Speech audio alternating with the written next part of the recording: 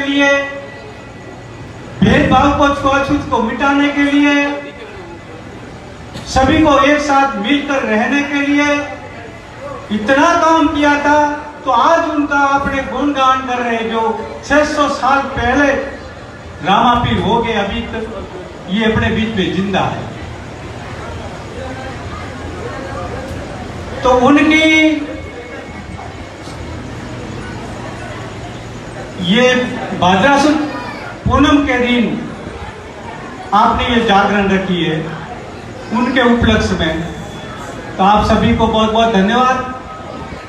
मंच पे विराजे हुए साधु संत और मेहमान जो अतिथि थे अभी चले गए, और आपके सामने विराजे हुए कलाकार लोग भी विराजे हैं, ये भी इंतजार कर रहे हैं कि भी हमारी बारी आने की, क्योंकि उनकी जो कलाकारी है वो भी आपके आगे प्रस्तुत होनी चाहिए।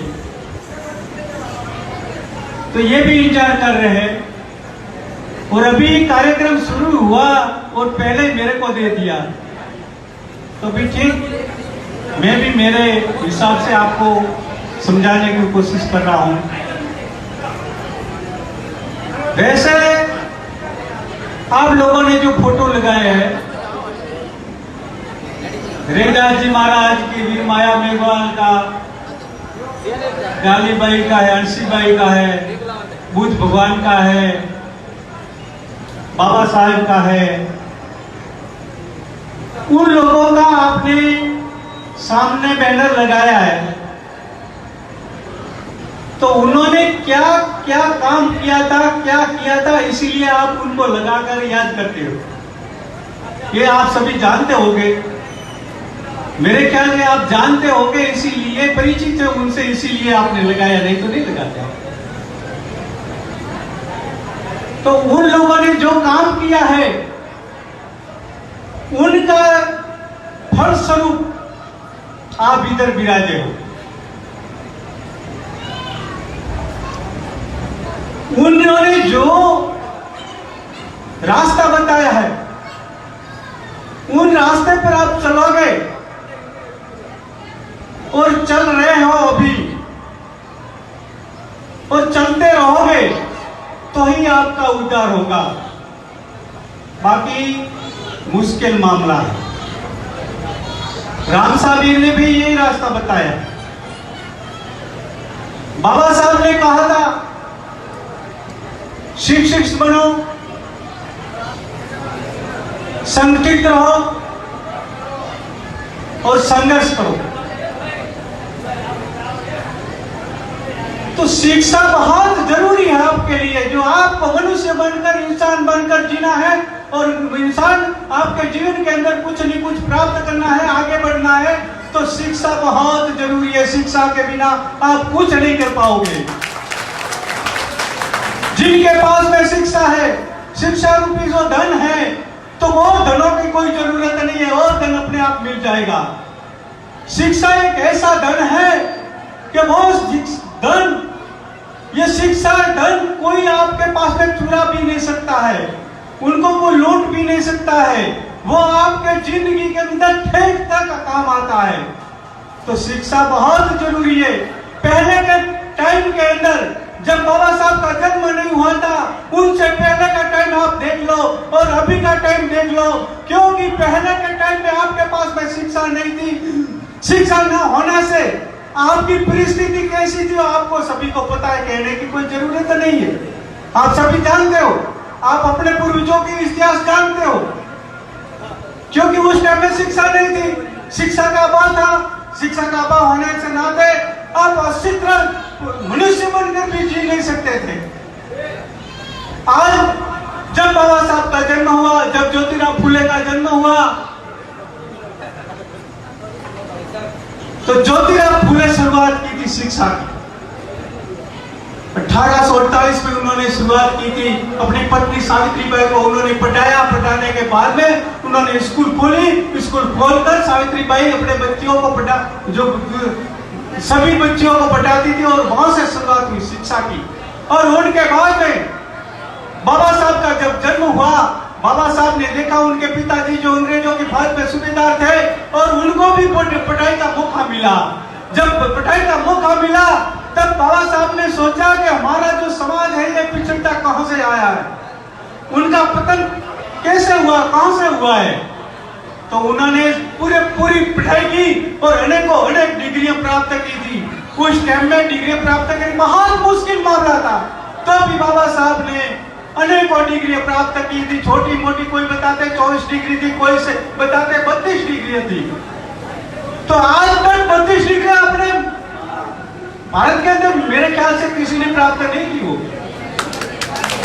बाबा साहब जितनी डिग्री किसी के पास में नहीं होगी, इतनी डिग्री उस टाइम में बाबा साहब ने प्राप्त की थी। और उन्होंने आपके अपना जो समाज का इतिहास खंगाला, तो ये समाज का पतन कहां से हुआ, उन्होंने ये ढूंढकर उन्होंने ये पतन का मार्ग था, उनको हटाकर उत्थान के मार्ग के ऊपर चलने के लिए आह्वान किया। और अभी ये बाबा साहब की देन है कि आप अच्छी तरह आप विराजे से अच्छी तरह पंडाल बनाकर बैठे हो, अच्छी तरह आप प्रस्तुति दे रहे हो, आप अपनी जो आपके अंदर जो बोलने की जो है वो कला है वो भी आप उजागर कर सकते हो। ये सब बाबा साहब की देन है और औरों की देन नहीं है। जब बाबा साहब ने अमेरिका अंदर कोलंबिया यूनिवर्सिटी के अंदर अभ्यास करते थे, उस टाइम में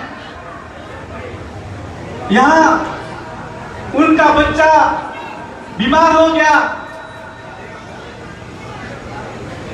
तो उनकी पत्नी रमाबाई ने लेटर लिखा कि बाबा साहब आप तो पढ़ाई के लिए अमेरिका चले गए हो और हम अपना बच्चा बीमार हो गया है। वो तो बच्चा बीमार हो गया तो उनके दवाई के लिए मेरे पास में पैसे भी नहीं है, तो हम दवाई भी कैसे करवा सकते हो, दवाई भी नहीं करवा सकते। और अपना एक का एक बच्चा है, वैसे तो 4 बच्चे थे बाबा साहब के, तो जो चला गया तो क्या करेंगे।